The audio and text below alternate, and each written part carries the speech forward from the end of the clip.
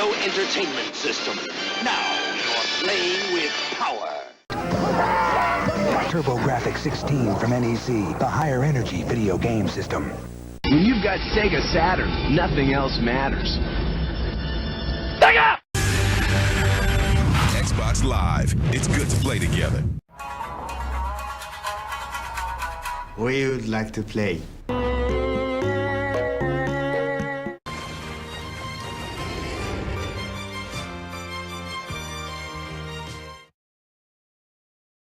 So it's a new monthly pickups video, and I was a little tight on money this month, but nevertheless, I got a new release since I used a Best Buy gift card, and then a fan sent Moosen Spiel, or me, a PlayStation Vita, and requested that we play Vita games.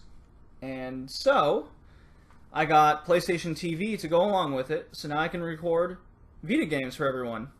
And basically I just got some cheap Vita titles, and I hope you enjoy. I mean, I'm having fun playing with my new toy, that's for sure. So avoiding running the risk of ruining my own save file, I took the footage from gameplay only. Now, No Man's Sky is a game everyone's been looking forward to. It's one of the most hyped games, maybe in my lifetime, or at least in recent memory.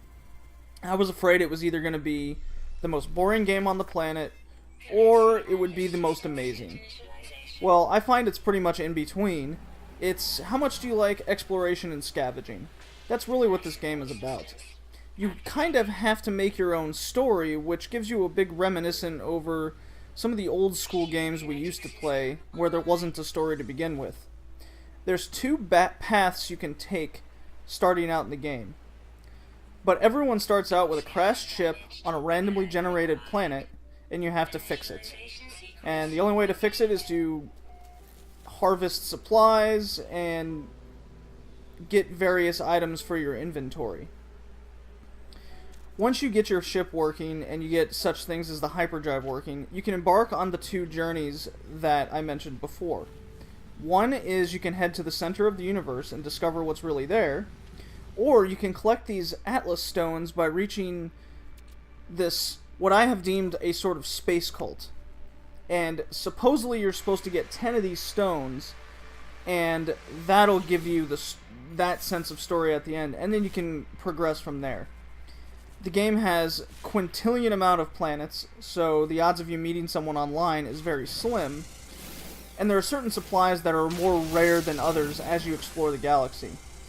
Any sort of speck you see as you're going across the universe is a possible randomly generated planet, and the math involved in this is absolutely outstanding. I've had a good time playing this, and it's exactly what I've come to expect from it. The game in all its sense is a time killer, and some people really like these kind of games, but from what I've heard and read, most people aren't very cooperative with this kind of gameplay. But the game itself runs extremely well, everything's seamless, the music is very relaxing, it's almost like you're actually exploring the universe and on these planets. Supposedly, the closer you get to the center of the universe, the more outstanding the flora, fauna, and the animals generated become, and I've actually seen that as I've progressed through the game as well. Basically, it's a love it or hate it kind of game, and that's okay. So one of the first Vita games that I got is the remake of the 2007 action role-playing game by Atlas called Odin Sphere, and the Vita title is Odin Sphere Lieftrassier. And boy, it's an interesting one, and it takes a lot of its story from Norse mythology. It's a 2D left-to-right action game with the role-playing game elements mixed in between. The controls are outstanding compared to the old PS2 game that came out. The story is divided into several chapters. You get to be 5 playable different characters as the game unfolds. So as you progress through all the chapters, you learn new moves, you discover more about what the world is, and I really like the different characters you can change. The boss battles are fantastic. The art style is very different, but in a good way, and that really shows, especially in something like the boss battles in the game. Combat levels are marked with star ratings depending on their difficulty, so it lets you know if you can handle this point or not at that point in time. It's very good. Some of the things added to this high-definition remake is the skill tree. It really gets you to invest in the character. So the skills are, such things are become invisible, there's a Phozon burst, so more of energy, and things like that. It really leads up to an ultimate attack for each character you are. And the combat even got a major overhaul. So that's more along lines with the incredible frame rate increase. So, for example, in that combat overhaul, the frame rate used to drop quite a bit in the PS2 version, and you don't see this at all in the Vita version. There's, of course, a new difficulty level and a ranking system. The difficulty level is, it gives it replay value, and then the ranking system gives you how well you did upon completing each stage. It really gives the game that extra little boost to make it that much more enjoyable. So upon getting my Vita, this game Tearaway was at the top of the list of games I just had to have for it. And being that it's not PlayStation TV compatible, I had to get the footage from another YouTube channel called Hamad Games, and in which they recorded the PS4 version called Tearaway Unfolded. I believe the Vita is the best way to play this game because it uses almost all the features the Vita has in some way, such as using the rear touch panel to give the effect of pushing your fingers through into the game world. That is so cool. It's actually done right, unlike what, for example, Uncharted Golden Abyss did in the game. It just kind of utilized the features, but not really in a way that was fun. The story really breaks the fourth wall in some way. The in-game character is known as the U, and they kind of make up this enemy just to wreak havoc in the world. It's really funny. What I also loved, and what caught my attention of this game, is it's made by the same developers of Little Big Planet, one of my most favorite platformers of all time. Everything's kind of in this weird paper art style, or just pieces kind of put together. It's really interesting. And just like in Little Big Planet, when you utilize some of the game mechanics, in the case of Tearaway, you get to utilize all the Vita features, and it really has that same sense of humor that these British developers had in Little Big Planet, and it carries over so well into Tearaway here.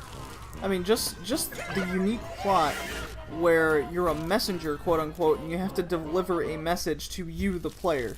It's really comical. You get to choose between a male or female character, Iota or Atoy, and you navigate through this constructed paper world, and you can actually use the in-game virtual paper to create and cut out your own little designs and add that to the character.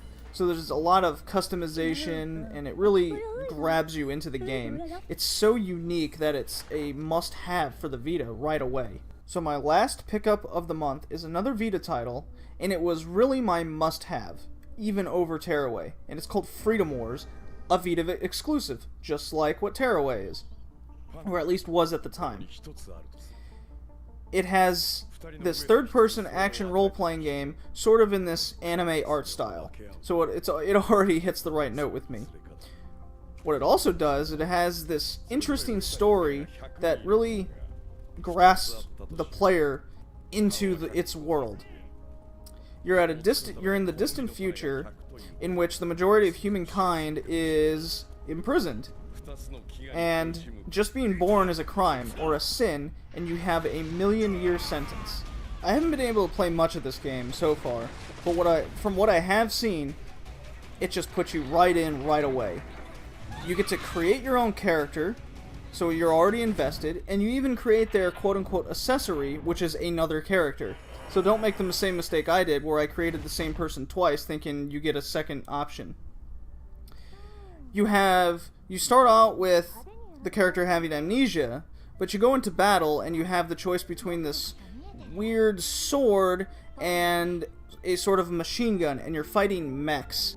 And I'm sure as you progress through the game, you get different weapons and you learn different ways to take down these giant robots, and you get more items and whatnot to upgrade your character. So I'm sure this is all part of it. Now, what I did learn is doing kooky things that you would normally do in the real world actually extends your sentence in the world, such as at the beginning of the game, if you walk around the cell that they put you in 10 steps, you get a 10-year extra sentence. So that's kind of actually funny when you think about it, but bad for the player because they're trying to, quote-unquote, gain their freedom, hence Freedom Wars. Now the gameplay itself is really smooth and action-packed. You are right there in the middle of the action. That's really cool and fun, and there's very much to enjoy. But the controls take a little bit to get used to, or at least it did for me, with the whole layout and the switching of the weapons. That was a bit different. But even despite that, I love way too much about this game, and I have a bad feeling this is going to take up much of my time when I'm traveling for work. I can't wait to play more of this game. It is that good and hits all the right notes with me. So those are my 4 games I got this month. Not so much. I stuck within my personal rule of not getting more than 5 games. I stayed under budget, so that was good. And I really just had to get Vita titles for my brand new Vita. Who could resist that? No Man's Sky is exactly what I thought it was going to be. I'm having a blast playing Freedom Wars, and Tearaway is... it's a platformer. I'm a sucker for them. And I can't wait to play Odin Sphere. I've only played a little bit of it. Already recorded some Odin Sphere. That'll come out eventually, who knows when. And I hope you guys enjoyed this latest pickups video. I enjoyed recording what I could, so I hope everyone looks forward to the next one.